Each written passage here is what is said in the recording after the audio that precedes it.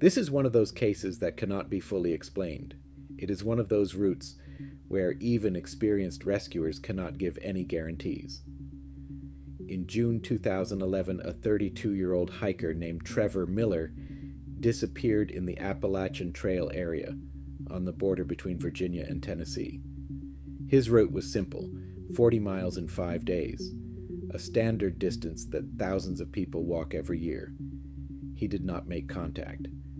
His backpack was found a month later in the bushes, 6 miles from the route. His body was not found.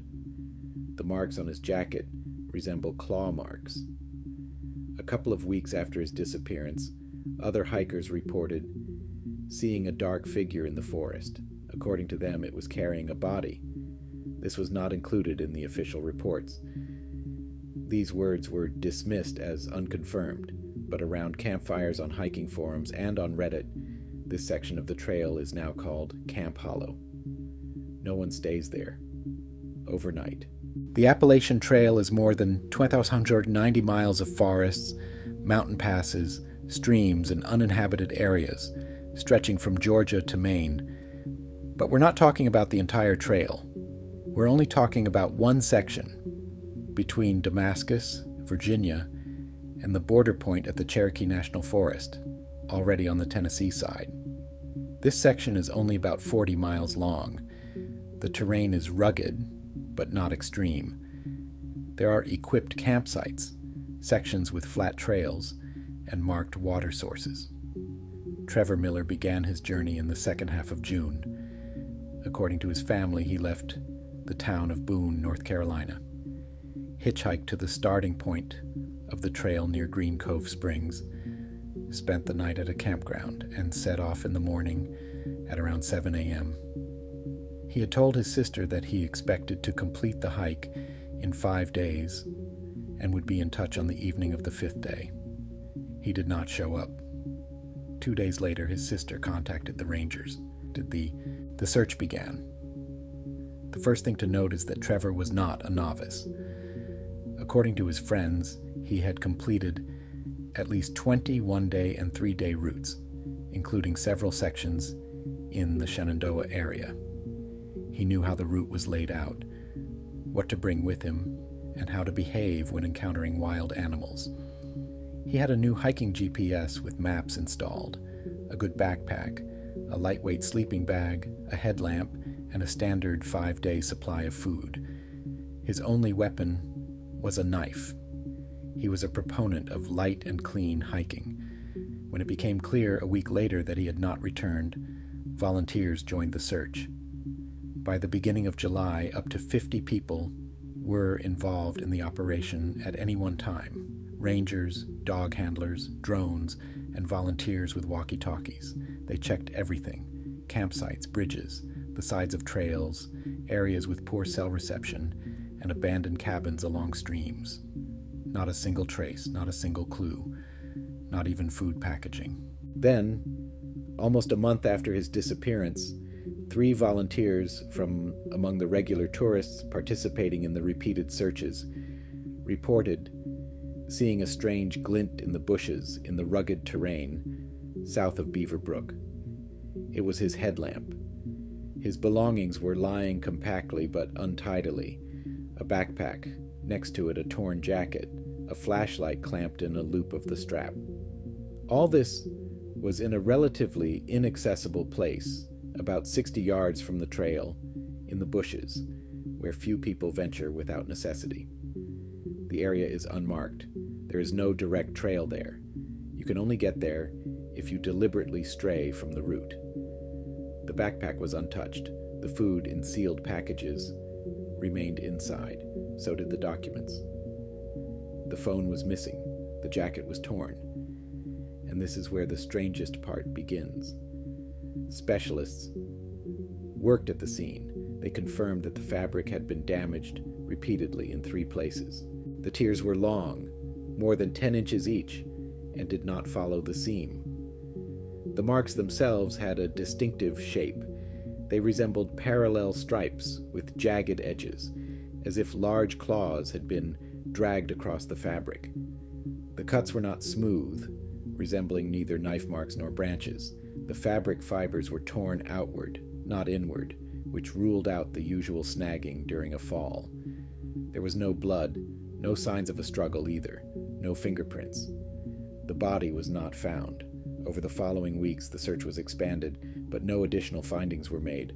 All they found were those very items. The official version: disappearance in a wild area, body not found. The authorities had nothing to go on. No witnesses, no cameras, no accurate GPS track. Trevor's phone was never found. However, a week later in Damascus, a town often visited by tourists, two men, students from Ohio who were on a summer hike, told the editor of a local blog a strange story. During the days when Trevor was supposedly hiking, they were camping in an equipped area near Sprut Gap Creek. This is about 8 miles from where the backpack was later found.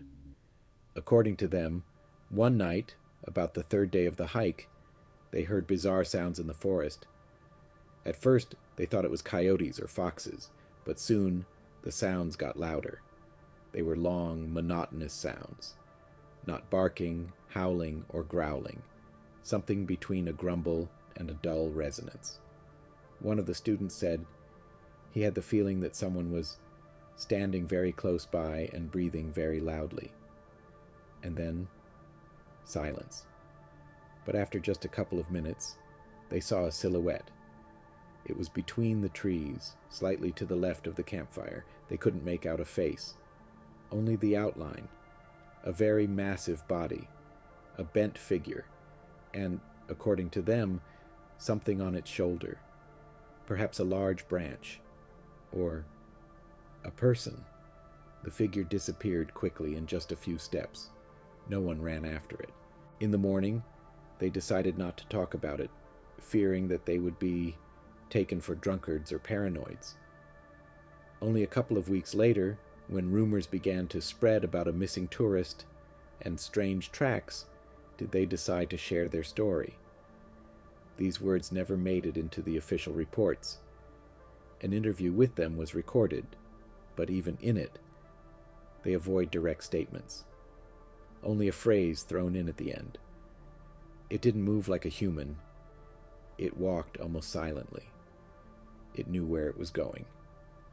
One of the students later refused to comment further. The second changed his phone number.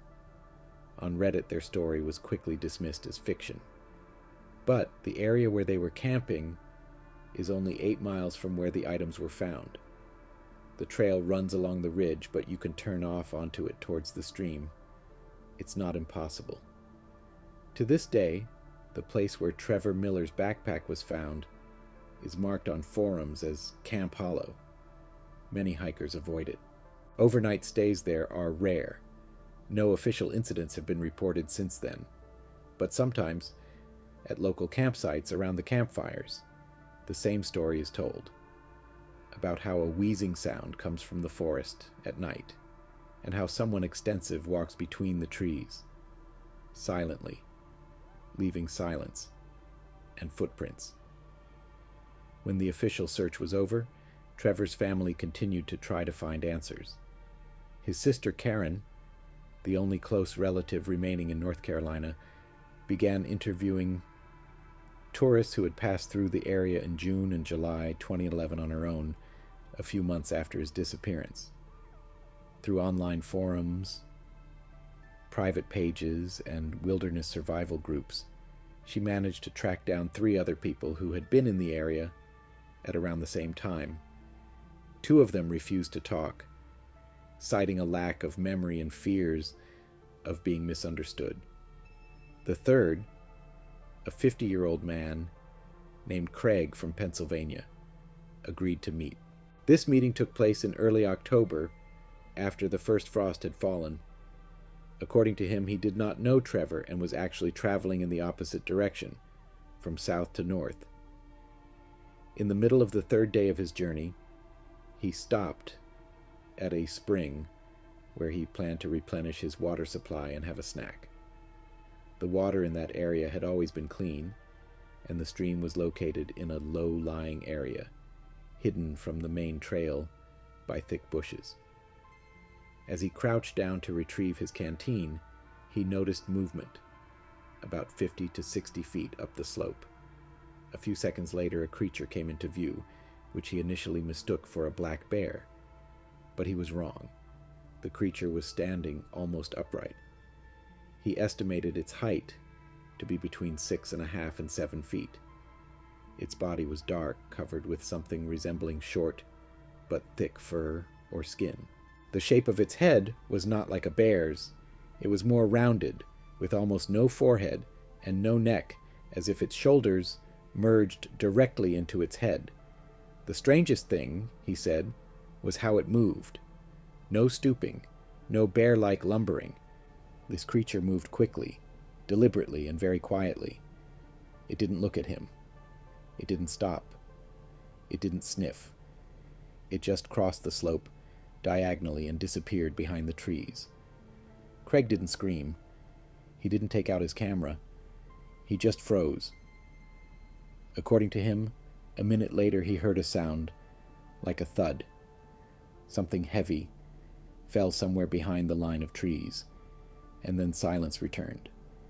He left as quickly as possible and pitched his tent a few miles to the north, in a clearing he already knew.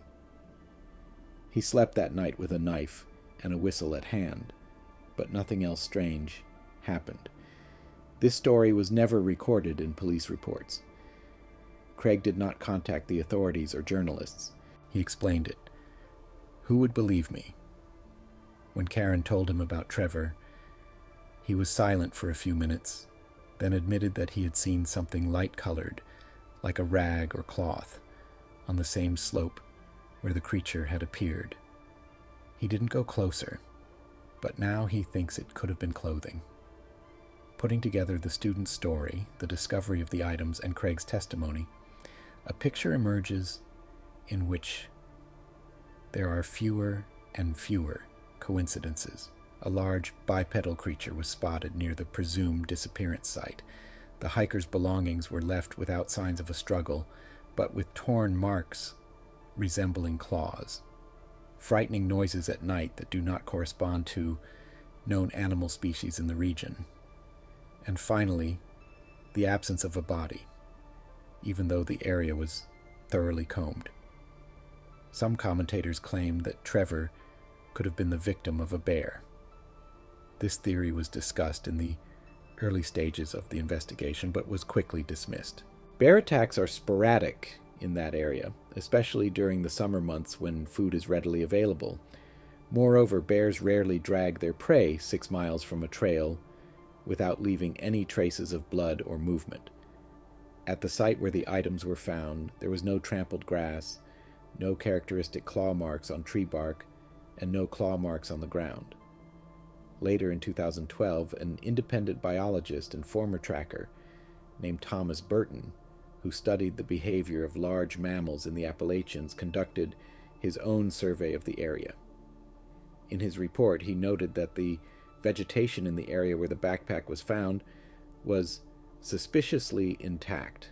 That is, it did not correspond to the behavior of a predator dragging its prey across the ground.